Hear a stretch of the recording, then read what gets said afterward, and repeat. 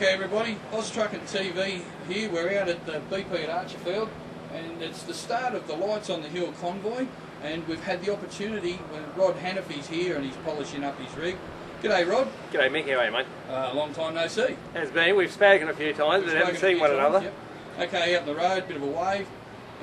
Mate, last time we seen you in a video or an interview, you were in the 104.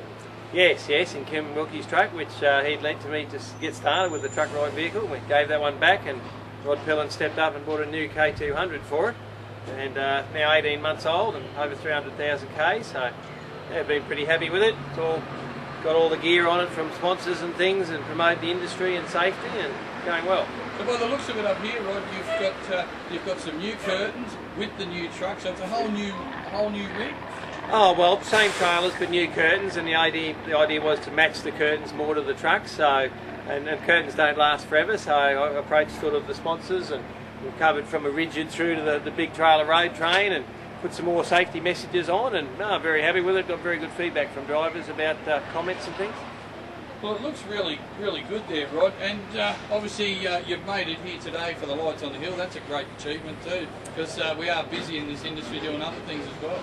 Mate, we get very little good press. This is certainly a chance to do that for the industry, to stand up and show that we think of others, and certainly of those in our industry who have given their lives for us to be here today.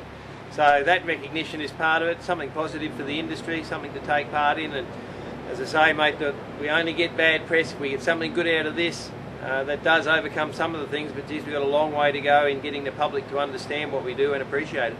Yeah, for those people who are watching one of our videos for the first time, especially interviewing you, Rod Hannifey, from the Truckright Industry Vehicle, tell us a quick bit about the Truckright Industry Vehicle. Gee, it's a tongue twister. And what it stands for and what it does for people. Mate, I've been involved in road safety since about 1999, and when I started there was a lot of talk but nobody physically did anything, and as you say, we're very busy. Blokes are frustrated, they don't know what to do or how to do it a lot of the time. So I came up with an idea of doing highway audit trips. That was very successful, and then I started taking people in the truck for those trips and got bumps fixed and things done, and people were interested in it. And then I thought, well, I need a truck that's dedicated. We've got all these magnificent looking trucks that run up and down the highway and promote tractors and vineyards and dog food, and not one promotes what we do as an industry. So I said, we need something to promote us. Some people said it'll never happen. Well, here's the second set of curtains, the second truck, and it's out there doing its job. Well, that's great, Rod, too, and I mean, the amount of support that you get from people in the industry is just phenomenal. And obviously, like any industry, you get your knockers as well, but that just makes you want to get back up and fight more, isn't it? Mate, it is very frustrating. It's just taken me 18 months to get one bump fixed on the Hume Highway. Like, it's not like I'm talking about a back street in the middle of Whoop Whoop. It is very frustrating getting the authorities to understand our problems. Getting them into trucks important. Had a gentleman in from the NTC last year who's doing the logbook review, and he wrote that it was one of the best things he'd done. That, you know, you should, and he actually spent a night in a truck. Now, it does have double bunks for those who get a little bit on the side. It has double bunks, and he was on the top bunk and I was on the bottom. You obviously copped a bit of flack over that. Well, with Brendan Nelson, when we had him, he said, Rod didn't put his elbow into me. Geez, that caused some filthy things on Facebook and the like. No doubt, but all for banter and that. Yeah, look, obviously Rod Pilon's been a supporter of the TIV for a while now too. Yep, yeah, he bought the truck specifically for it. I was allowed to put all my gear on it. Like, you know, how many companies would let a company driver design curtains, put gear on their truck, go to shows like this? You know, like, it has been enormous support from Rod and everybody else who's contributed bits and pieces to the truck. But of course my aim long term is to find a way to win the lotto and buy it and do it full time.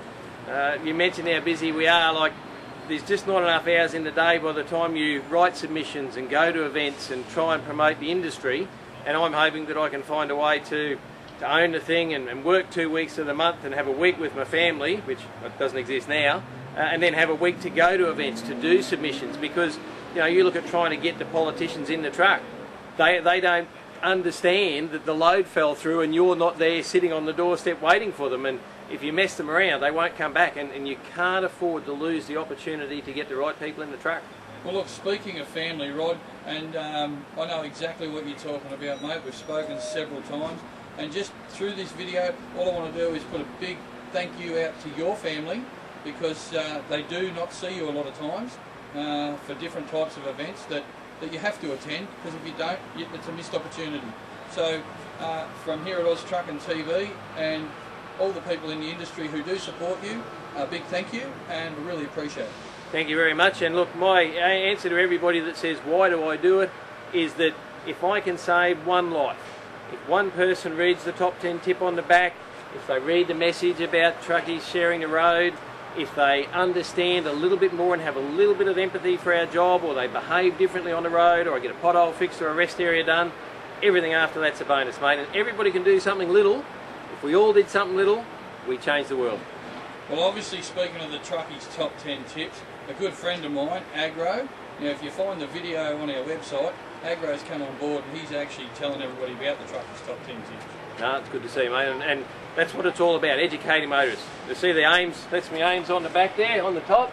That's what I'm trying to do, those 4 things, and it's a big job, but mate, you've got to keep trying. Someone's got to do it, mate. Roger that. Thank you very much, Rod Hannifey. Cheers, mate. Safe travelling to all.